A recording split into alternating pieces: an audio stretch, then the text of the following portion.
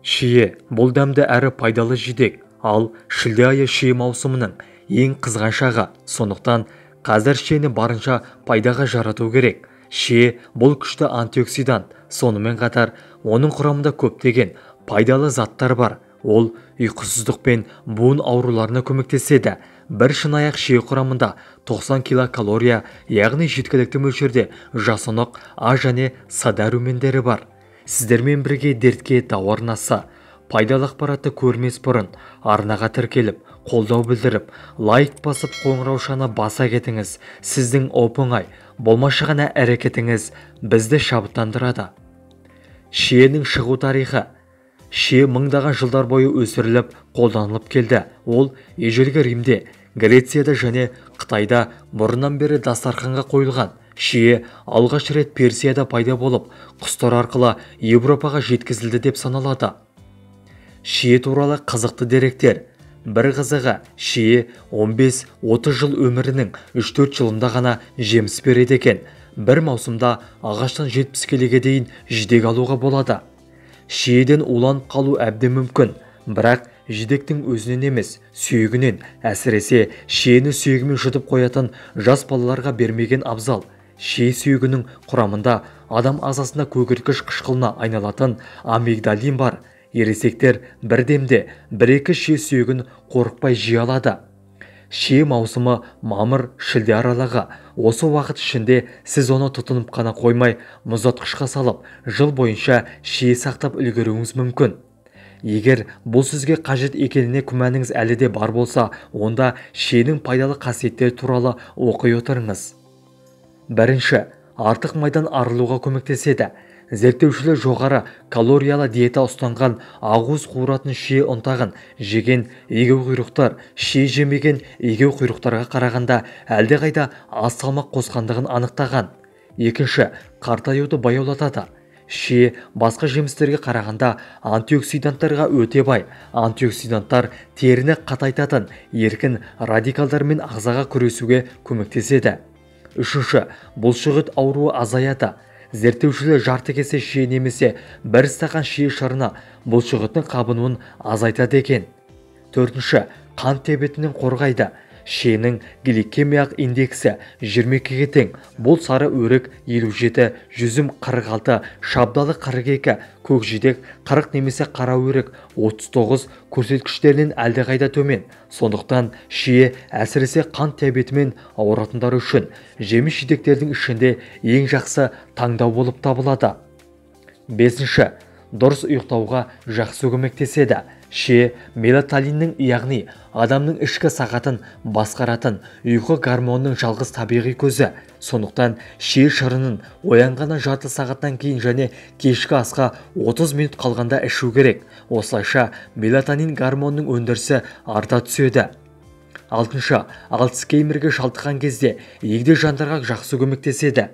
Альцгеймер қауымдастығы есте сақтау қабілетін жақсартатын тағамдар тізіміне шиені қосты.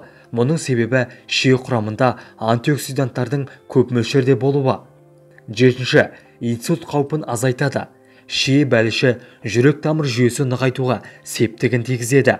Антиоксиданттар бұл шиеге қызыл түс беретін, пар рецепторларын белсендіретін, глюкоза алмасуына қатысатын, гендерді реттейтін пигменттер. Осылайша холестерин деңгейі, қан қысымы және қан диабеті төмендейді.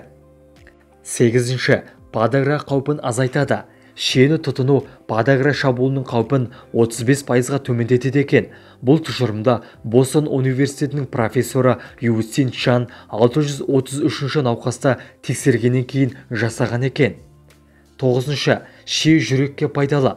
Шие құрамында калий көп. Ол жүрек соғу жиілігін және қан қысымын реттеуге жақсы көмектеседі. Сонымен қатар гипертония қаупін азайтады.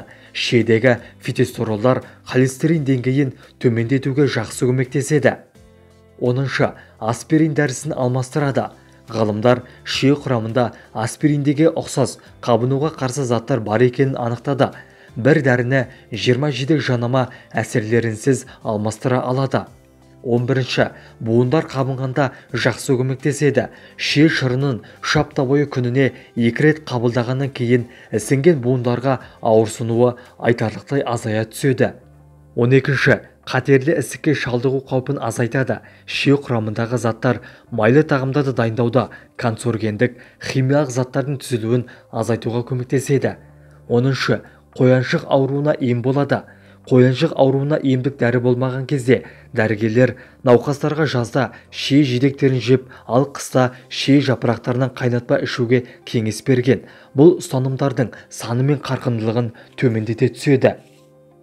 14. Жүкті әйелдер үшін. Ежелгі бір нанымға сүйенсек, жүктілік кезінде шие жеген әйелдер сау балаларды дүниеге әкеліп отырған. Бұны шие құрамында қан аздықтың алдын алуға қажет көп мөлшерде темір болғандығымен байланыстыруға болады. Қанды сұйылтып тазалайтын шие бауыр мен өтті де тазалайды. Бүйректердегі зиянды заттардың шығуына көмекші болады. Іш қатуын кетіріп, астықтың қорытылуын жеңілдете түседі. Шиенің құрамында көмірсулар, пектин заттары, органикалық қышқылдар, В2, С және А дәрумендері өте мол. Шие асқазан, ішек және несеп жолдары ауруларына өте пайдалы. Болумен қатар бауыр ауруларына пайдасы бар. Аш қарынға желінген шие аздырады. Шие асқазандағы жараны, қабынуды және шиқандарды кетіреді. Шиені тұрақты тұтынған жағдайда бүйрек және қуық жолдарын құмдардан тазалайды. Бауырдың ісінуіне пайдасы бар. Өтті қалыпты жағдайға түсіріп, жүкілерді қуаттандыра түседі. Шие шырыны теріге жағылса, дақтарды кетіреді. Безеулердің кетуіне ықпал етеді. Ревматизм, атеросклероз және буын ауруына пайдасы бар. Шие жемісі ауруды басуда аспириннің әсерлі. Шие жемісі әрі холестериннің, әрі қанның құрамындағы шекердің азаюына көмекші болады.